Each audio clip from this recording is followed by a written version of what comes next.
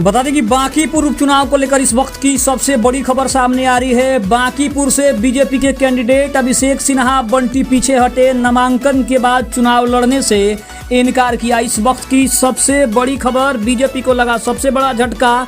BJP के उम्मीदवार अभिषेक सिंह ने चुनाव लड़ने से इनकार कर दिया है और उन्होंने अपना नामांकन वापस ले लिया है। नमस्कार, मैं हूं संजीव सिंह और आप देख रहे हैं आप तक न्यूज। अगर आप हमारे चैनल पर नए हैं तो चैनल को जरूर सब्सक्राइब कर लें।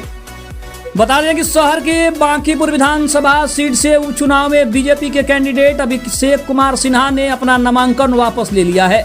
उन्होंने शुक्रवार को अचानक चुनाव लड़ने से इनकार कर दिया है और बीजेपी के सामने एन मौके पर नया उम्मीदवार तलाशने की एक बड़ी चुनौती बन गई है। बिहार की बांकीपुर विधानसभा सीट से उपचुनाव में भारतीय जनता पार्टी के प्रत्याशी अभिषेक कुमार सिन्हा उर्फ बंटी ने चुनाव लड़ने से इनकार कर दिया है। अभिषेक ने चुनावी मैदान से हटने का ऐलान किया है। उन्होंने इस बारे में बीजेपी के प्रदेश अध्यक्ष संजय सरावगी को पत्र लिखा है। उन्होंने कहा है कि अब वह चुनाव नहीं लड़ेंगे और कार्यकर्ता के नेता ही पार्टी में काम करते रहेंगे।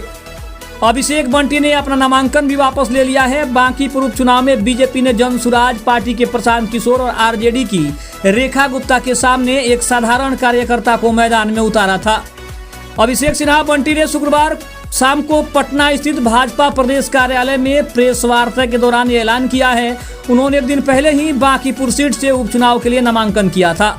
उसमें बीजेपी प्रदेश अध्यक्ष संजय सरावगी समेत एनडीए के वरीय नेता भी मौजूद रहे थे। इसके बाद पटना के स्काउट एंड गाइड मैदान में जनसभा आयोजित हुई थी, जिसमें मुख्यमंत्री सम्राट चौधरी समेत अन्य नेताओं ने उनके लिए वोट मांगे थे। पटना शहर की बांकीपुर विधानसभा सीट से नामांकन कर चुके बीजेपी के प्रत्याशी अभिषेक सिन्हा ने चुनाव नहीं लड़ने की कोई खास वजह नहीं बताई है, लेकिन रिपोर्ट्स के में अगर बात करें तो सूत्रों के हवाले से बताया गया है कि उन्होंने प्रदेश नेतृत्व को पारिवारिक कारणों से चुनाव नहीं लड़ने की बात कही है। बांकीपुर विधानसभा सीट पर नामांकन की आखिरी तारीख 13 जुलाई है और अभिषेक बंटी के पीछे हटने से अब बीजेपी को 2-3 दिन में ही नया कैंडिडेट खोजना होगा। बांकीपुर में उपचुनाव के लिए 30 जुलाई को मतदान होगा, जबकि रिजल्ट 3 अगस्त को आएगा।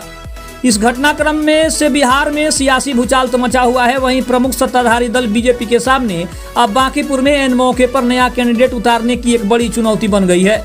अभिषेक सिन्हा के पीछे हटने के बाद अब पार्टी किसको मौका देगी, इस पर सभी की नजरें टिकी हुई है।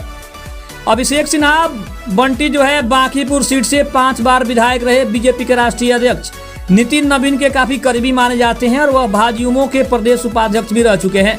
इससे पहले पटना महानगर और मंडल के अध्यक्ष भी रहे। बांकीपुर समेत पटना में वह 2 दशक से बीजेपी के लिए काम कर रहे हैं और वहीं नितिन नवीन के राज्यसभा सांसद बनने के बाद जब यह सीट खाली हुई तो उपचुनाव में पार्टी ने अभिषेक के रूप में एक सामान्य कार्यकर्ता को मैदान में उतारा था। हालांकि अब पार्टी को कोई दूसरा मजबूत कैंडिडेट खोजना पड़ेगा, क्योंकि प्रशांत किशोर 13 जुलाई को नामांकन करेंगे। बांकीपुर विधानसभा सीट पर होने जा रहे उपचुनाव में बिहार ही नहीं बल्कि देश भर की नजरें टिकी हुई है। नितिन नवीन के इस्तीफे से खाली हुई इस सीट पर जनसुराज पार्टी के संस्थापक प्रशांत किशोर खुद मैदान में उतरने जा रहे हैं, तो वह 13 जुलाई को अपना नामांकन करेंगे। दूसरी ओर महागठबंधन से राष्ट्रीय जनता दल की रेखा गुप्ता भी मैदान में है। उन्होंने गुरुवार को अपना नॉमिनेशन किया था।